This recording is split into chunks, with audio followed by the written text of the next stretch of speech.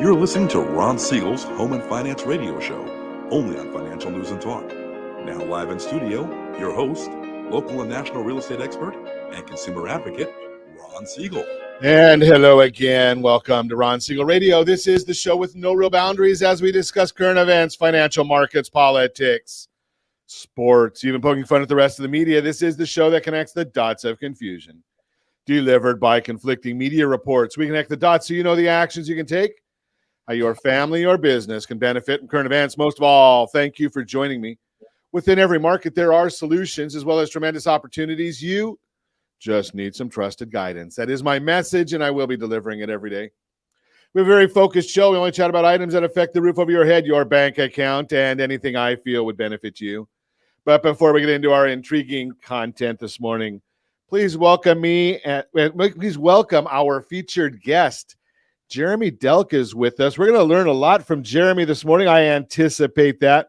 And when I'm looking at his background, one of the key words that popped out at me, something we like to talk about on Ron Siegel Radio a lot, disruptor. Good morning, Jeremy. Morning. How are you, Ron? Glad to have you with us. Let me remind you, if you ever have any more finance-related questions, I am the consumer advocate looking out for you.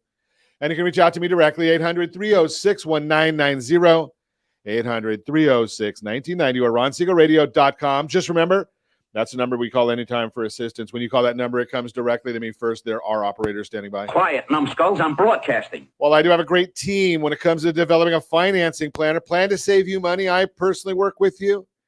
Even if you don't have any needs today, save this number in your phone for future reference, 800-306-1990, 800-306-1990. And yes, of course, we are celebrating today. We celebrate every day on Ron Siegel Radio. And having beaten anorexia, National Gingerbread Cookie Day. Can I just go with chocolate chips? I mean, I don't want to get too fancy. I know it's the time of year, but just a plain old chocolate chip cookie, please. And National Stuffing Day. Yeah, we had some Friendsgiving last night, and stuffing.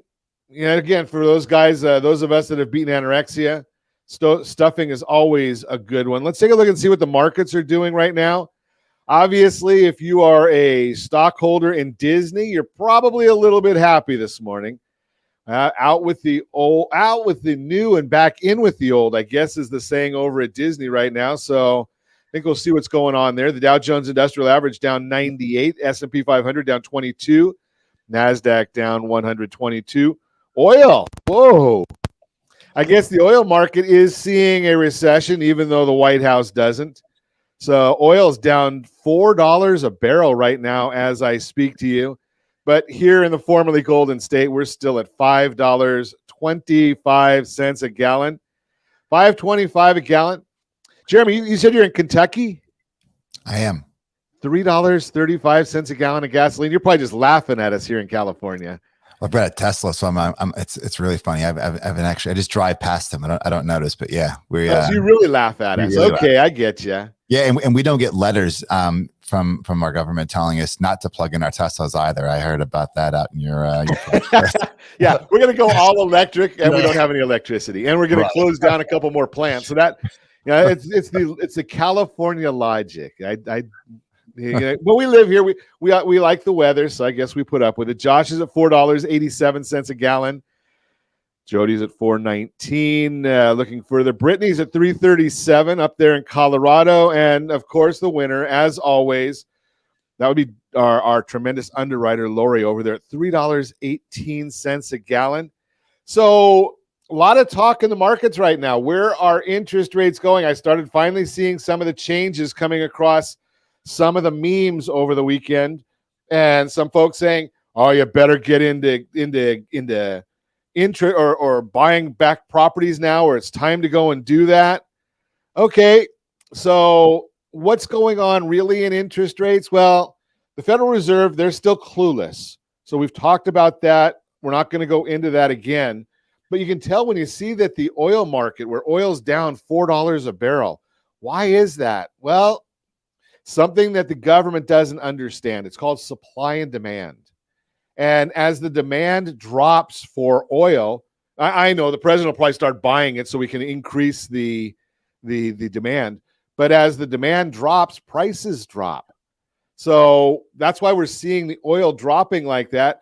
Well, I told you about this last week, the Cass Freight Index, leading indicator telling us what's going on in the world of shipping, right? Everything that you have has to go by a plane, a train, an automobile. How does it get to market?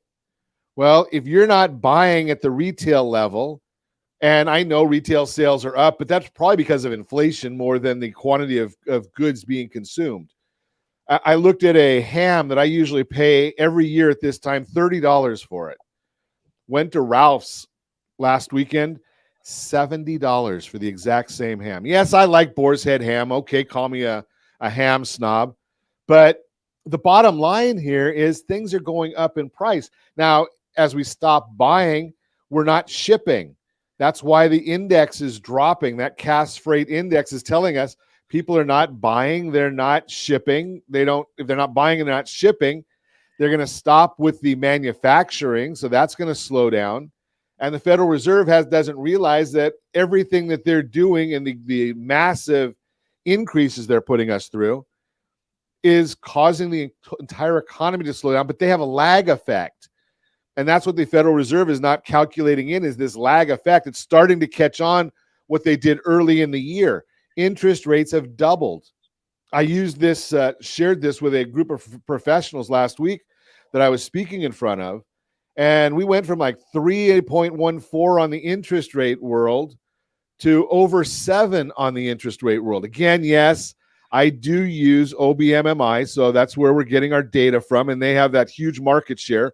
So that's why I can use their data so confidently and give you this updated information and say, yeah, we on Friday that we closed the 30-year conforming rate loan on Friday, if I can get this goodie to work here and give me these numbers. But Friday, the conforming 30-year loan closed at, it says 5.589. I think that's wrong, 6.605. January 3rd, we were at 3.409 to 6.6. We were already up over 7.18. So think about that. And yes, we are down now from that high at 7.18 down to 6.6. That's about a 10% drop, about an 8% drop on interest rates on the locked number. Now that's going to start driving people to go and start getting some loans. And we know the consumer is about 70% of the economy. If you're not buying anything, that's going to hurt our GDP. We are heading into a recession if we're not already there. I know that the administration is changing the definitions of these things. But the bottom line is, who cares? Do you care? I doubt it. What you care about is, what is it costing you to go and pay for Thanksgiving dinner? That's this week. If you haven't gone shopping already, shame on you. But it's going to cost you more. If you may not even find all the things that you want. So go out there, enjoy the holiday, but realize help is on the way. Things are getting better. Maybe the gridlock in Washington will help us a little bit. And maybe we'll learn something about disrupting when we come back. We're going to talk to Jeremy Delk about that. We're going to also chat a little bit about mortgage rates, a little bit more, just a matter of time till they come back more into reality. All that and more. You can reach me anytime. Our off-air number, 800-306-1990, 800-306-1990, or ronsiegelradio.com, facebook.com/Ron Siegel Radio. And if you miss any part of our broadcast, Ron Siegel 1 on YouTube. Ron Siegel, the number 1 on YouTube. We'll be back in about 50 seconds. Ron Siegel Radio, your home and mortgage connection. 79% of all credit reports have errors that should be corrected through factual disputing. You could be saving thousands every year if your report was accurate. CreditSanitizer.com provides a free credit report audit when you furnish a specific $1 credit report. You can use this information to request corrections to your report and potentially save thousands of dollars. Get your free credit audit at CreditSanitizer.com. That's CreditSanitizer.com for a free credit report audit. CreditSanitizer.com. You're listening to Ron Siegel's Home and Finance Show with local and national expert Ron Siegel. Now, here's Ron. Welcome back to Ron Siegel Radio. Within every market, there are solutions as well as tremendous opportunities. You just need some trusted guidance. That is my message, and I will be delivering it every day on Ron Siegel Radio or anytime at 800-306-1990. 800-306-1990. The Mortgage Minute today being brought to you by our friends at Geneva Financial. When you're ready for that next home loan, Geneva's got the programs and the products. You just need to make the call, 800-306-1990. 800-306-1990. The S&P 500 now down 21 points. The 10-year Treasury down 1 basis point. That doesn't really mean a whole lot. Obviously, our seniors are watching that a lot right now. We are at some technical levels that looks good for the market. Mortgage-backed securities are down 8 basis points. Means interest rates are up ever so slightly. And every day at this time, OBMMI, they provide the most comprehensive, accurate, timely, and interactive analysis of pricing ever conducted in the mortgage industry, calculated from actual locked rates with consumers across 35% of all mortgage transactions nationwide. What are they telling us? A 30-year conforming loan on Friday locked at 6.605. The jumbo loan, 6.526. FHA, 6.521. USDA, for those that are in the rural areas, 6.58. And the best loan on the market, but you got to have earned it. You don't just get to apply. That would be the 30-year VA loan, locking at 6.323. Doesn't tell us how many points might have been paid, but that's what they locked at. Atlanta Fed president, finally someone's waking up. Raphael Bostic spoke over the weekend and said he's no longer in favor of large rate hikes. He also said if the economy progresses like he thinks it will, he believes the Fed has 75 to 100 basis points of hikes left. That's good news. This would translate to the well-telegraphed 50 basis point hike on December 14th, and then 25 or 50 on February 1st. He also warned that the Fed needs to resist reversing course, even if the unemployment rate rises uncomfortably, until it's clear that inflation is well on track to return to their longer-run inflation target. Remember, their goals, the outlined mission of the Federal Reserve, inflation under control and full employment. So right now they're trying to go with in the inflation numbers, and they don't really care about employment because they're telegraphing that they don't care. So technical analysis, the 10-year Treasury note yield has been testing the 50-day moving average last few sessions. It's held, and it keeps a lid on yields. That's good news. The 50-day moving average is our friend. So as long as we remain beneath it, it's good news for mortgage rates. And there's a lot of news coming out. Because of a short week, almost all the news is going to come out on Wednesday. So make sure that you're checking in with us on Wednesday. That's the Mortgage Minute, brought to you by our friends at Geneva Financial. When you're ready for that next home loan, Geneva's got the programs and the products. Give me a call, 800-306-1990, 800-306-1990. Good morning, Monica. Glad to have you with us. Good morning, Alex. Glad to have you with us as well. And our featured guest, let's get to it and chat. Jeremy Delk is with us, a serial entrepreneur. And I know in the notes I had here, a disruptor. Good morning, Jeremy. Good morning. I'm not hearing Jeremy. I don't know what's going on with my sim here. Good morning. There you are. There you are. So maybe it's just, I guess it's just me. My computer doesn't like me today. So tell me a little bit about yourself, Jeremy. I saw in the notes you're a disruptor and a serial entrepreneur. I love entrepreneurs. I've done that my whole life. So tell us a little bit about it. Yeah, I'm a small town kid from a town called Bardstown, Kentucky. So we're the bourbon capital of the world. Jim Beam, Maker's Mark, and that's here. And I live in Lexington now, but I actually just finished a book, kind of bringing up the last 20 years of my life. And as a youngster, I always had this overwhelming desire to kind of get out of that small town, big fish, small pond mentality, and just really wanted to go and do more, see more, and be more. And, that's led me on a journey to becoming the youngest institutional equity trader in Fidelity Investments history at age 19. Wow. To, taking a inheritance of $30,000 and growing it to about $2 million in 18 months, only to lose it in 4 days, all of it. And since then we've had Inc. 500 companies and fastest growing in the U.S., number 4 in healthcare, 24th in all business segments. So I basically put together the last 20 years of, business, but also a lot personal, kind of sharing, how I've lived my life thus far. The title's Without a Plan. And I think, that's what I do, a lot of coaching and speaking to entrepreneurs and investing in entrepreneurs themselves. And that idea that, I, by demonstration, never had it all figured out. Right. And I used, just to chime in on this disruptor, I used what I didn't know as an advantage as opposed to a disadvantage. I think so many folks, try to look at an industry or a business unit or, a segment to understand, it fully, to look at how it's been done so you can improve upon it, as opposed to my mentality is, let's just go through and understand that business is done with people, right? People do business with people. And if you can have that, understand who that customer is and really understand that avatar and just apply those principles to it and not worry about how it's been done. Sometimes, it doesn't happen all the time, but sometimes you can really disrupt an industry. And that's when you've kind of got lightning in a bottle, where you really are just you're zigging when everyone else is zagging. And that helps you stand out really quickly. And, if it works, get a lot of market share and really build something quite interesting. How do you learn to do, what's the catalyst to educate you to disrupt that? When you've got the idea, is it the idea that causes the disruption, or is it how you're going out and executing? The approach. Yeah. The ideas are cheap, right? Everyone's got an idea.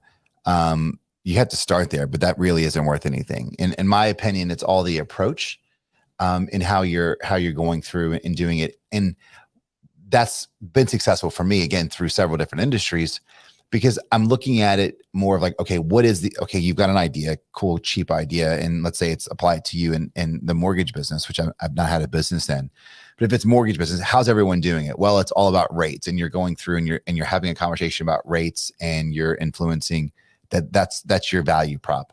Well, again, not knowing it, my guess is that probably 98% of the mortgage, origination business is talking about rates or closing fees and whatever.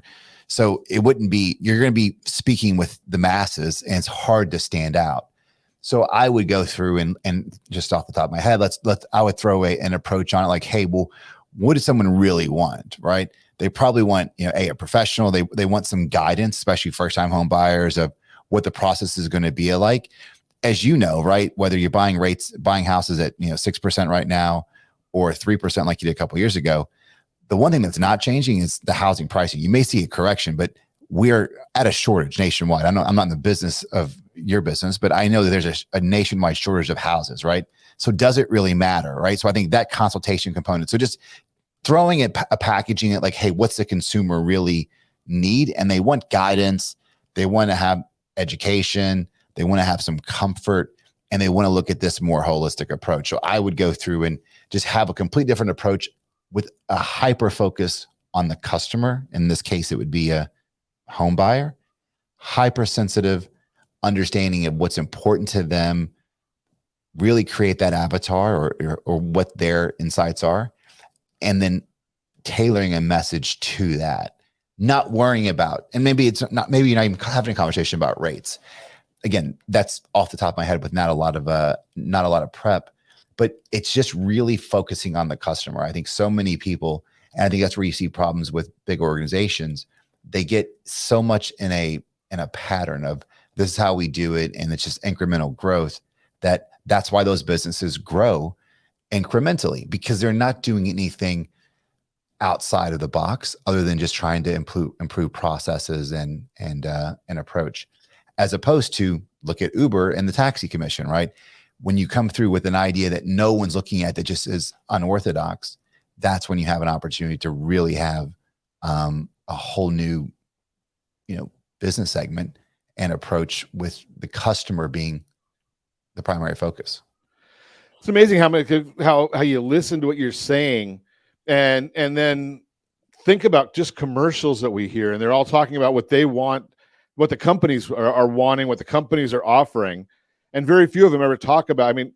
I think McDonald's was probably one of the best. They never talked about their food. They always talked about, having fun or going and enjoying things. And maybe they didn't even have the best food. Maybe they don't even have good food. But Yeah, no, for sure. And I think that's advertising. That's what Madison Avenue is so good at, which is fine. But again, that's, if you go down that approach, it's all about who's going to spend the most, right? Back in the cola wars, back in the day, Coke and Pepsi, like, I mean, there's no nutritional value in sugar water, right? So like, it's all about the experience and the lifestyle and whatever. That's only going to be a game for who can spend the most and get the biggest celeb, the biggest influencer. You can't compete in those wars, especially small business entrepreneurs. So if you go through and just change your mindset of like, hey, how do I go through and customers? So many people see automation and scale, and that's important when you get to that level where you need it. But the best way where you can really take advantage on, especially on the come up, is just overserve your customers, listen to them, make them feel heard. They don't get that from the big guys, right?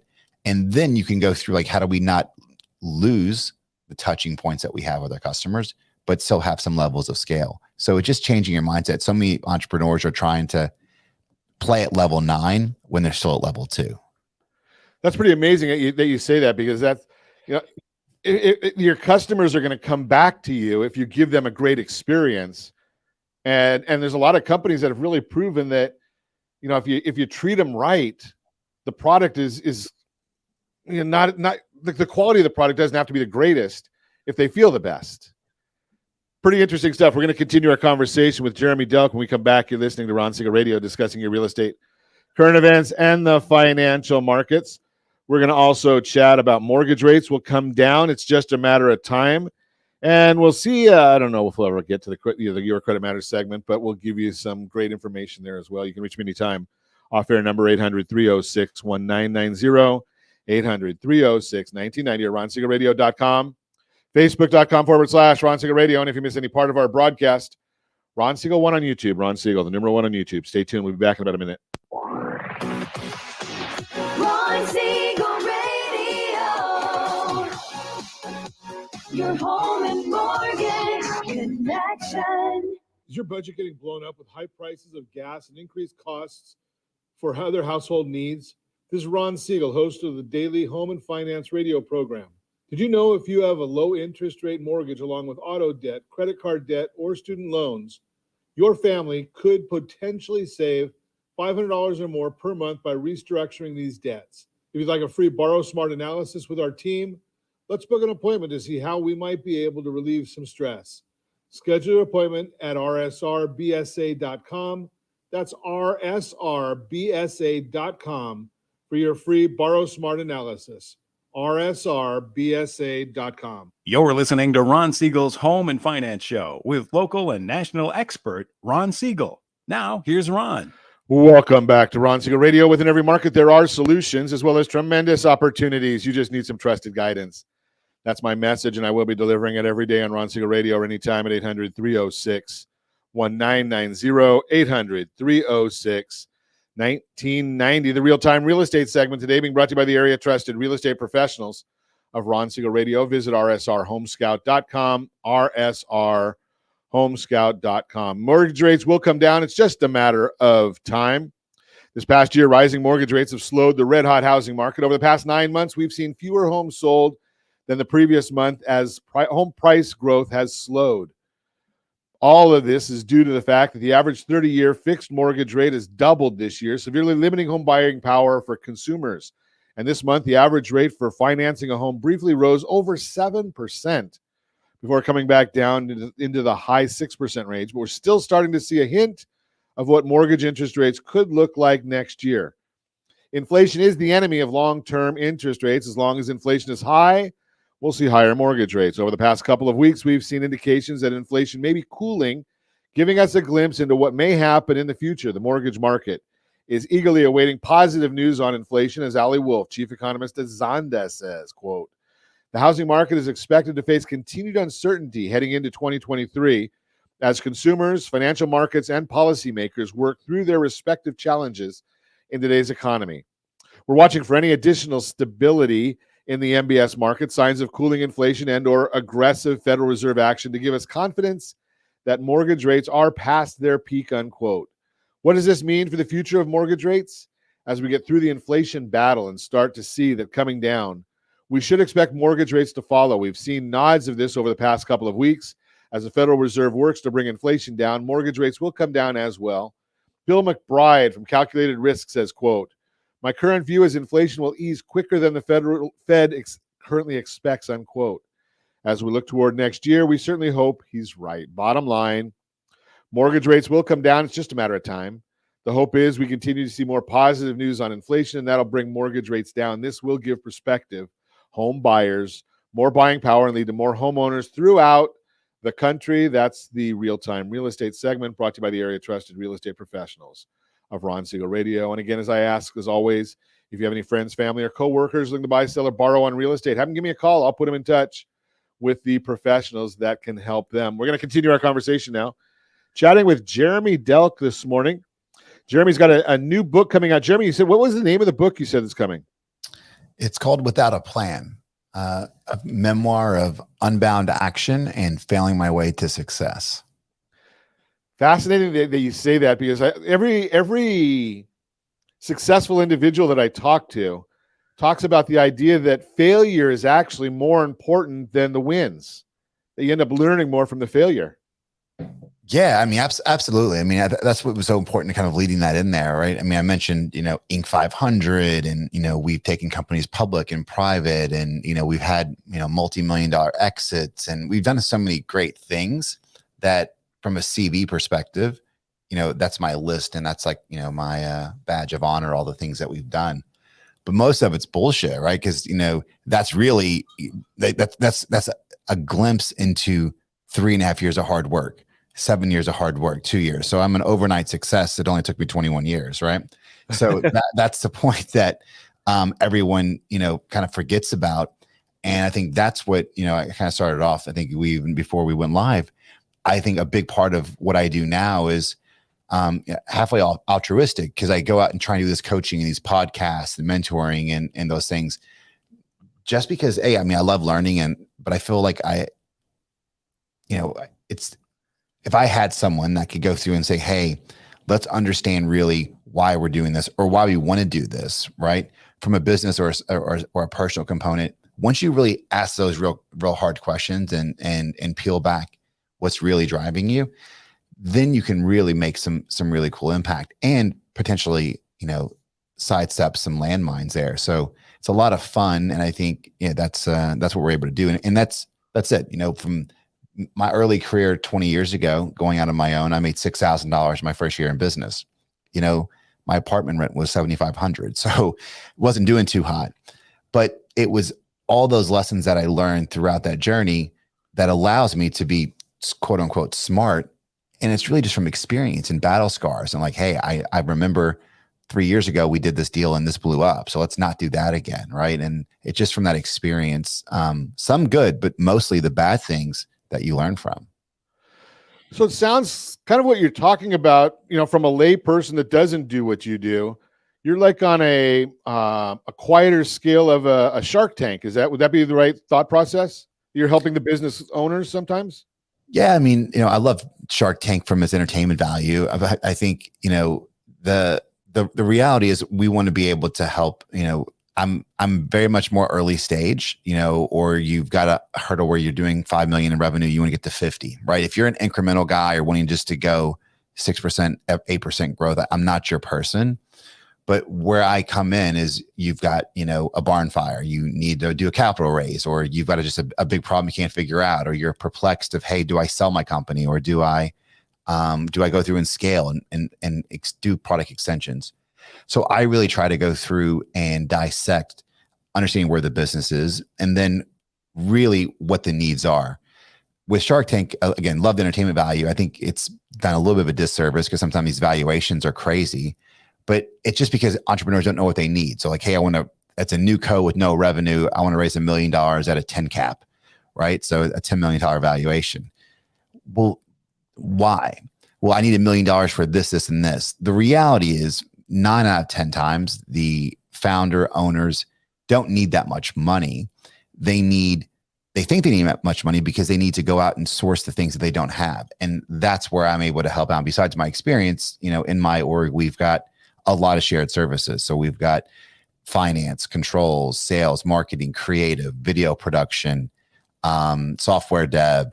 So because of my business is like almost like a venture studio model, we've got so many different sources. We can help businesses execute much quicker and much cheaper, right? Because raising the money takes time, but then going and finding out that thing that you need, sales development, web creative, ad funnels, whatever it is, we have that in place. So it's now just going through and just getting out to produce it much quicker. So a couple of questions I would throw at you.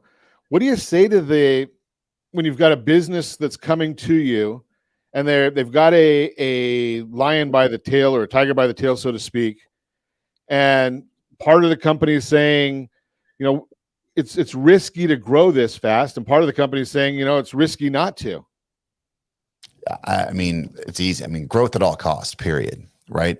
It's what wrote my book. I mean, if you have and are lucky enough to be in a market where the customer, institutions, direct to consumer, B2B, whomever is chomping at it, you need to just be all focused at getting that demand. Because if they have the demand and you've identified something, if you do not serve your customer, they will get served somewhere, period.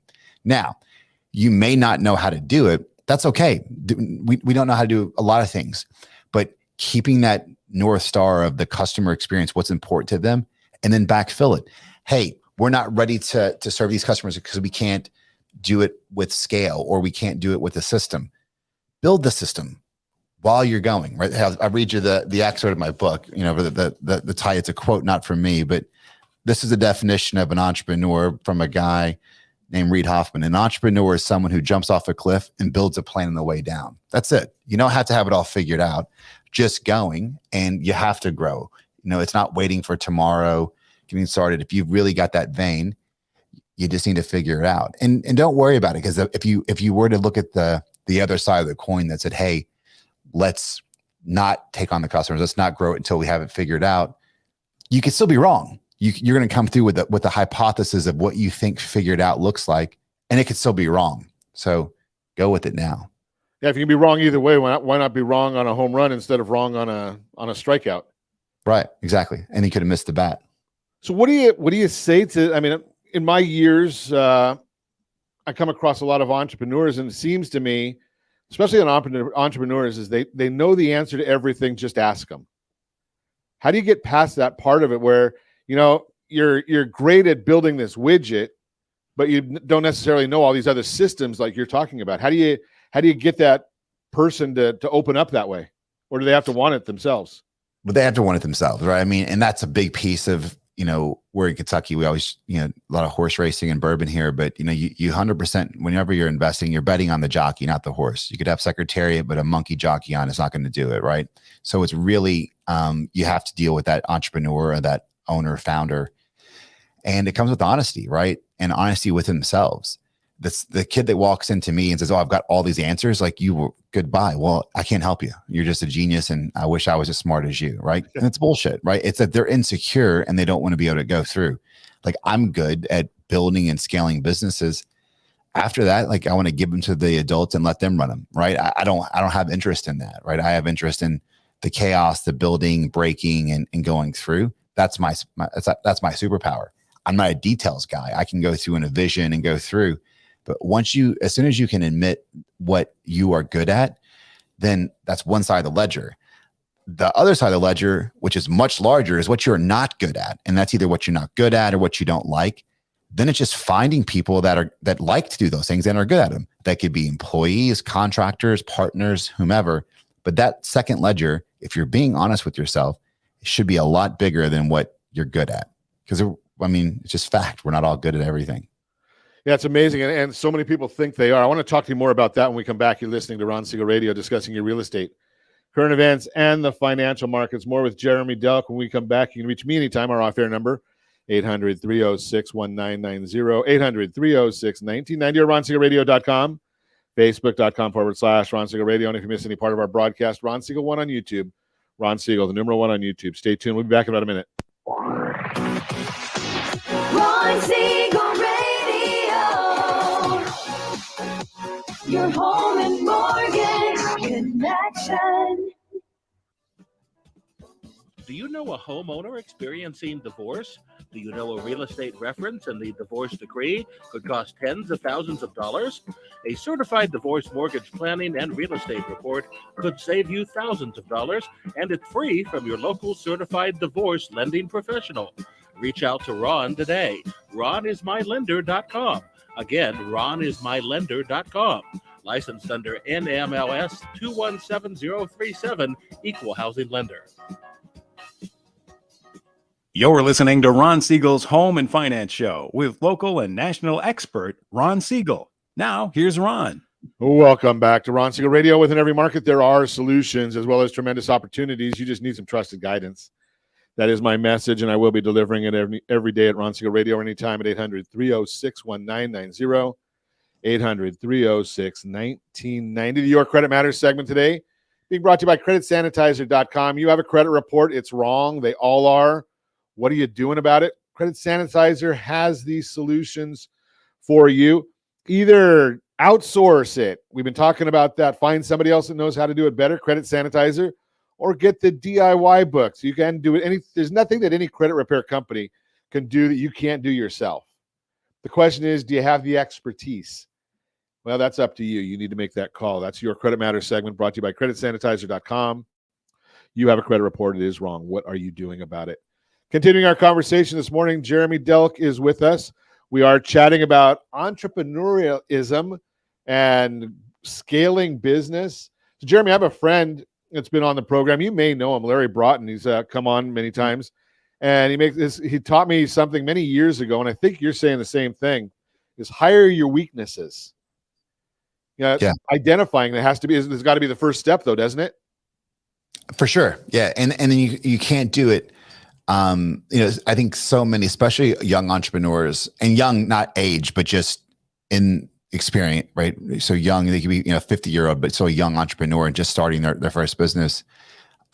They're so scared of admitting they don't know the answer, especially when they're going out, and they may admit that to their friends or their wife or their husband, but to an investor, that's what they really like. Like, oh, well, no, I've got it all figured out, Ron. It's all done. We know you don't. Because I don't have it all figured out, right? So if I don't have it all figured out, how the hell are you going to have it all figured out? But when, they're so scared that an investor's not going to invest in me if I don't have all the answers, that's not true at all. Like, I think you go through and be honest, like, hey, listen, this is what we need. We need $1 million to do this and this. But the real need is to try to find someone that is really good at finance and controls because they don't have it. That's great. That tells the investor that you're being honest and you're admitting it, and you can go through and you've identified that and bit through. So many people look at it as a weakness when it really is a strength. But you have to be in that place where, hey, let's just be brutally honest. And you could also have an intermediate column like, hey, I can do finance. I can do sales and marketing. And that's my plan near term, so we can just get this thing bootstrapped off the ground. But my value for you, Mr. Investor, is to have someone else do that, even though I can, because I'm more valuable at this position, right? That's an interesting way of putting it, because I would have thought, that as an investor, you don't want to be investing in some ignorant individual. But maybe that's proof that they're smarter than you might have thought, if they can say, something, I know how to do X, but I want to hire somebody that's better than me at that. Yeah, but again, I think it's a contradiction, right? Who's the ignorant individual? Like, I'm smart. I own real estate all across the country and globally, and I've done tons of transactions, all those things. But do you think I actually source my mortgages myself? No. Just like you said, like, you go to people that are subject matter experts into your space because they know everything. They're up, like, laws are changing, there's moving parts everywhere. You have to go to the experts, and that's where you look at who can do it for you. Could be a partner, it could be an employee, or it could be a contractor. Contractor consultants are service providers, right? I understand tax code to a very small degree, yet I have a team of 5 that do my taxes, right? So understanding and having an informed thing just makes you a better consumer of those consultants, because you can have more input, but still you should rely on people that's their life. That's all that they focus on, right? At what stage do you go for the outside help? Well, I think from a business entrepreneur standpoint, I think that's a good question. I think one, you should not raise money. You should hold off on raising money as long as you can, right? Because as soon as you do that, the later you do that, the better off, the more of the company you're going to keep and the more control you're going to have because you know more answers, right? The fewer answers you have, and that's because you haven't got far in the business, you're going to lose a big part of your company. So I think that's number one.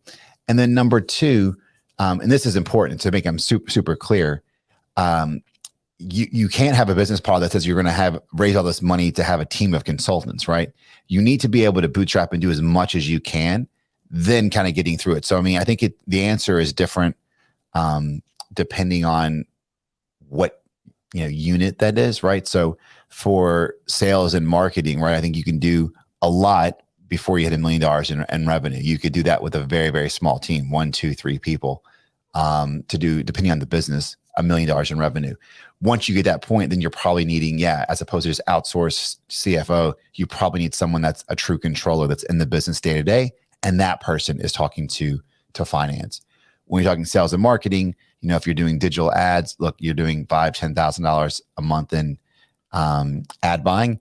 You could have a small team doing that internally. If you start doing $50,000, $75,000, $100,000 a month in Facebook, Instagram, LinkedIn, Google ads, you need an agency. So I think it is different on each one, but hold it as long as you can because you will, again, know more. And that helps you out in the hiring process because, hey, I tried this didn't work. And you can communicate that to your agency or your consultant or your outsourced individual that they know, hey, this is what's been tried. Let's go through and try to fine tune that. Does the venture capitalist want to know what, I know they're coming in looking at the growth of a business. Do they want to know what your exit strategy is as well? For the entrepreneur or for the investor? Both. It's an important question to ask as the entrepreneur, right? So if you're getting, family office money or if you're getting institutional, like private equity money, like later stage, those guys have vintages of funds, right? So those vintages of funds, basically, hey, they're deploying capital out of a fund. So you need to, most funds have a mandate. So if it's a 3-year raised fund and they're investing out of it and you're one of the last investments, then they may have a 3-year hold horizon, which means they're going to want to have to exit or have a transaction in your business a bit earlier. Conversely to that, if you're an early fund, they've got a 5 to 10 year horizon and you want to have an exit and they're more of a buy and hold, then they may not be even though they have the money, may not be the right partner for you because you're not aligned on that piece. For the entrepreneur, I and this is only my experience and what I've done, I think if you start talking about exits and thinking about exits before you built the business, it shows weakness and you're just defending your idea that you don't really believe in it that much because you're defending it like, hey, these businesses sell for this much money, so give me this much money and we should be okay. I don't think you should start a business and be running a business with that exit in mind. Of course, have good corporate governance, have good things in place, but you should never build a business. You shouldn't build or start a business only with the intention to sell it. Focus on building it, making a great company, and I promise you someone will want to buy it. And then at that point, you can say, hey, well, I've got a great company and I built it. It's passive income. Why should I sell it? Then that puts you in such a stronger position for the suitor. Like, well, buy me, don't buy me, I don't care. You're harder to negotiate then, which will most times yield you more cash. Yeah, if somebody knows what you want, it's hard to negotiate. It's hard to negotiate with them if they already know what your outcome is, as opposed to, like you say, it's up to you. I'm here. I'm not going anywhere. Fascinating information. Does it matter? Do you have to go to the right is a venture capitalist an individual you can go to for anything, or do you have, like you said, you built healthcare businesses? Would you be someone that would go to and build a mortgage business also? Do the principles cross over? Yeah, absolutely. I mean, well, I do. But you can find that from their investment mandate. So you can go through and find the Ron Siegel Venture Fund, and it'll tell you their investment mandate, and they'll tell you that, hey, we usually buy companies with 1 to 10 million in EBITDA, these segments. So they tell you all that, and it's good information, so it doesn't waste your time. And the reason that is because they went and raised money from investors and told them that's what they're going to invest here. So you could be best friends with Ron and he's only in the mortgage and real estate communities, and you've got something that turns water into wine and it's the best deal ever. Ron's not going to be able to invest out of that fund. May raise a different fund, may have other means, but that helps you go through it. From my piece, I just like business and I like learning. So I've been successful in building materials, real estate development, resort development, to healthcare, to regenerative medicine, to consumer goods, sports. So I think I'm industry agnostic because it's business is business is business. And if I see an angle that I think I can add value in, we'll deploy. So so you're basically the fundamentals person. You know a lot of business fundamentals that are going to cross over a lot of industries, as opposed to being targeted only on X or whatever that might be. Correct. Because I think those more targeted specifics, they're just really, really good with systems and processes. And that's where they add a ton of value. So they're roll up. So they've got a business that goes through and they've got a great little engine that basically can take something for $1 and put it into their ecosystem and it's worth $2 automatically. That's a different skill set. I understand it, but that's not what drives me. What's your favorite part of what you do? Just now it's really, this is having these conversations. It's doing my coaching and the consulting stuff with clients, just because it's fun. I love solving problems and I like kind of, fixing things. So that gives me value and self-value, right? When I go through and someone's just really struggling and they just can't figure it out. You hear that old adage, you can't see the trees through the forest. I'm not tooting my own horn, but a lot of these devastating, complete problems that someone's facing are sometimes easy to me, right? And only easy to me because I've done it, right? So me, taking a week to go through and come up with a solution to help someone out that they've been struggling with for 4 months and it works for them. Like, I'm like, I walked on water. Like they love that. And that's so gratifying for me that I've been able to give a great experience and help someone out and with their perspective is a very dire situation. Tell me the name of the book again. Is it out or is it coming out? It's out. We hit bestseller status already on Amazon, Barnes & Noble, a couple in business memoirs and a bunch of segments. So it's Without a Plan. So it's available bookstores everywhere, Barnes & Noble, Amazon, my website as well, jeremydelk.com. So yeah, check it out.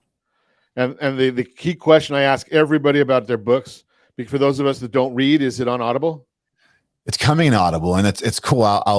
We'll do a refresher when it comes through. I'm doing something unique. I don't have the patience to actually read it. And I think read it and show the same emotion like this type of stuff I can do off the cuff. But we have the same publisher that did David Goggins' book, so I'm kind of stealing a little bit of his. If you've ever listened to his book, Can't Hurt Me, he's got a new one that came out. But we finished the recording. And now with the narrator, I'm going back and the narrator actually has questions for me. So after every chapter, he's gonna be like, wow, Jeremy, what happened here? So it's almost like a behind the scenes piece. So I'm putting in a little bit of extra work on the Audible edition just because it gives you those little small, and it could be 3 minutes or 10 minutes of, behind the scenes, just conversation after each chapter to talk about something that wasn't in the pages, which is going to be pretty cool. So we're hoping to be like January, February for the Audible. Those are fun, those books, when you have the author that doesn't do the actual reading, the narrating, but then it steps in and tells you exactly what, some of the behind the scenes things that might have been cut from the book or whatnot. It's makes a lot of them a lot better. I really appreciate you coming on. So again, it's Without a Plan. And again, you can get it anywhere you want to. And I really appreciate you coming on and sharing with us, Jeremy. Have a great holiday. And again, people want to reach out to Jeremy, go get his book at jeremydelk.com. And as always, we ask, set that first radio preset button to come back here and join Ron Siegel Radio, where we only speak about items affecting your house and your bank account. Thanks to all of our sponsors. A big thanks to Josh and Sean who are engineering us today. And of course, a special thanks to you for spending a little bit of your day with us. That's all for Ron Siegel Radio. Again, if you have any questions or to meet any of our guests, call me anytime. 800-306-1990, 800-306-1990. And remember, make a lot of money so you can help a lot of people and have a lot of fun. Have a great day. We'll talk to you next time on Ron Siegel Radio.